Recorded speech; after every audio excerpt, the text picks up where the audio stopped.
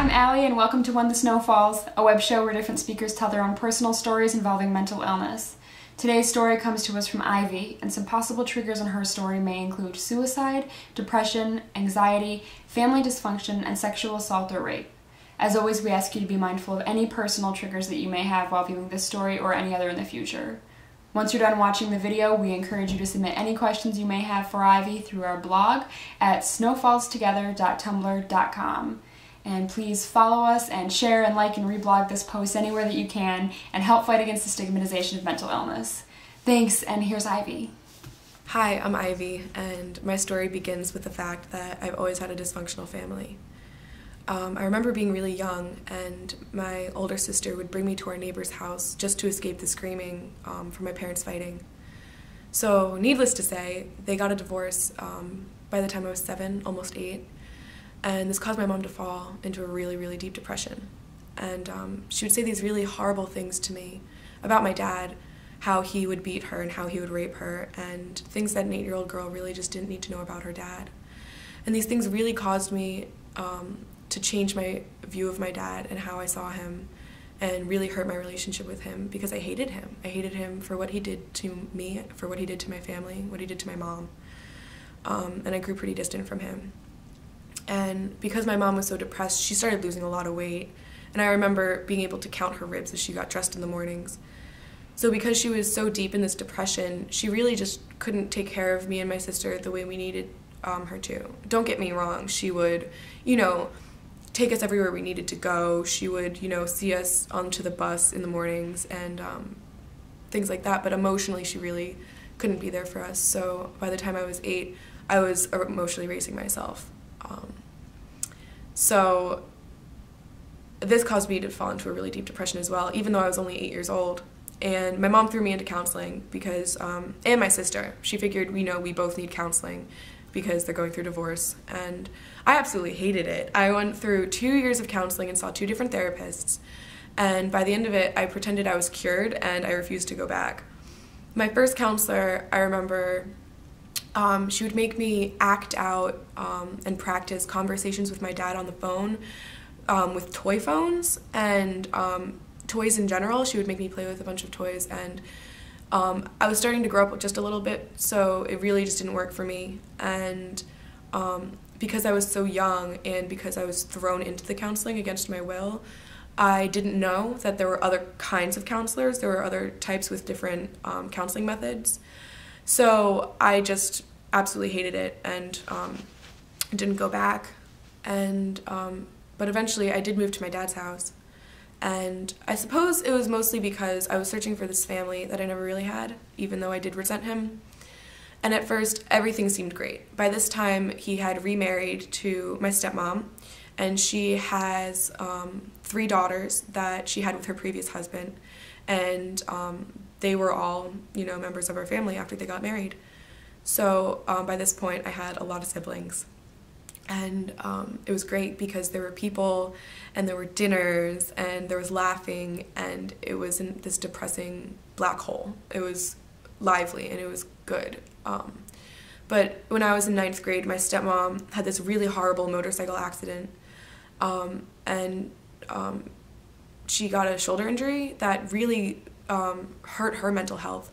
It was a really, really complicated injury where she had multiple surgeries and it never actually got fixed, and she was in constant agony.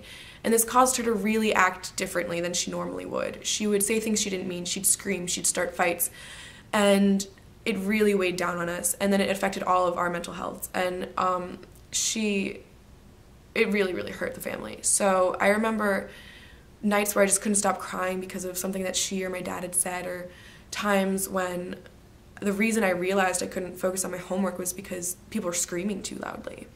So eventually I did move back with my mom, and after thousands of dollars spent in court and over child support, I knew that this was the final move in between houses. And my dad was actually very, very hurt by me leaving, and he didn't talk to me for 8 months, and when he finally did, he pretended not to remember who I was. So because I had no real support from my family, and because I had a lot of difficulty making friends, I invested all of my emotional energy into this 3-year-long relationship with a guy that I met in high school. And at first, you know, he as well seemed, you know, like the grass is greener, everything was great. But, you know, I feel like we tend to choose significant others that are familiar in personality. And for me, it was, I was really used to people who are emotionally unavailable. So that's what I chose. It was familiar to me. And eventually the dysfunction found its way into that relationship too. In my junior year, I found out about this really intricate web of lies that he had created to cover up things that he'd done to me, like how he cheated on me, or how he slept with me and 2 other girls in the same night. And a while later, the final straw with him happened one night when I woke up to find him having sex with me. And at first, I didn't really consider it rape because I would tell myself things like, no, Ivy, he loves you. This is your boyfriend. He cares about you. Rape is something that happens in a dark alleyway with a man with a hook on his hand when you're walking alone at night, you know? But eventually I had a course that was given to us by an organization that came to our high school. And, you know, all of the girls got in the gymnasium and we talked about rape prevention and awareness. And the leader of the organization, the first thing he said to us was, the most common type of rape is when a wife wakes up to find her husband having sex with her while she's sleeping. And this really rang true with me and really made me open my eyes and say, wow, like, I'm a rape victim. And even though it isn't what I was taught rape was, like from media, like, you know, the dark alleyway, it was still an intrusion against my consent. I did not consent. It was disrespect towards me, my boundaries, and my body. So this really caused me to fall into a very deep depression. And unfortunately, in April of my junior year of high school, I attempted suicide. And before I could do anything fatal, my best friend had walked into the room and he grabbed the knife from my hands. And at first I was really mad at him and I felt like, you know, this is my body. I should be able to decide what I do with it. I should be able to, you know, kill myself if I want to. But by sheer coincidence, the very next day in school, we all found out that this girl from my town had killed herself the night before, the same exact night that I was planning on killing myself. And I got a text from that best friend who had saved me saying, Ivy, that could have been you. And this really woke me up, and as I watched hundreds of people mourn the death of this girl, I realized that I had to get better. I couldn't do that to my friends and family. So I put myself in counseling. I actually sought help from my school's counseling center, and I met with an intern every week, and she was great. She really helped me a lot. And it really made me realize that, you know, there are different kinds of counselors out there. There's different methods. It's, you know, so I finally found somebody who clicked with me.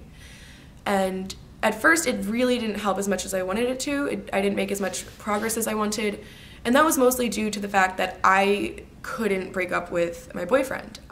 Even after all of the horrible things he'd done to me, I decided to stay because I really didn't have any kind of emotional support from my family or friends. So even though I hated him and I resented him, I stayed with him because I loved him, and mostly I was just very dependent on him as that emotional support system.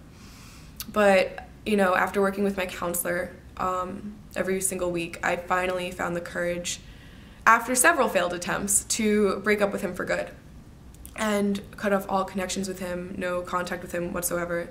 But it did take a very long time to actually go through with it. And so after I finally cut him off, there was like this huge space open for me. It was hard, it was really difficult, but I finally had the freedom to focus on myself and my own mental health. So after that, I started making a lot more progress with my counselor. And she helped me come up with coping strategies to just get through the year, to just see myself off to college, to deal with my family when they're being irrational, how to talk to them, how to respond to them. And a lot of it had to do with how to respond instead of to react. So that was a lot of help that she had given me. And eventually I went to college, which helped so much. It finally put some distance in between me and my family, and even though I love them with all of my heart, we needed it. We all needed to grow a little bit on our own. Then I also sought help in the CAP Center here, on campus and met with another intern because I started liking interns a little bit more, just my own personal thing. And we worked on more coping strategies as well to help me get through the semester, because my depression didn't just end when my relationship with my boyfriend did. So then over this past summer, I sought more help in counseling at home, and I was diagnosed with generalized anxiety. And through coping strategies and through mindful meditation practices with my counselor, I learned how to cope with my anxiety without any medication, which was what worked for me. And I even got my mom to start going to counseling. She put herself through a little bit of counseling because even though we love each other very much, our relationship remained really dysfunctional.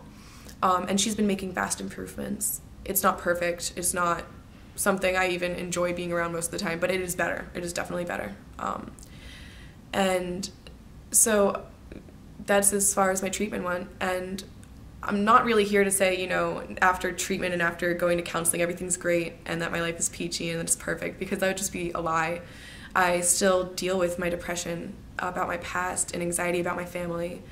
But I am here to tell you that it gets better, and that just to be aware that everybody has their own story. Thanks.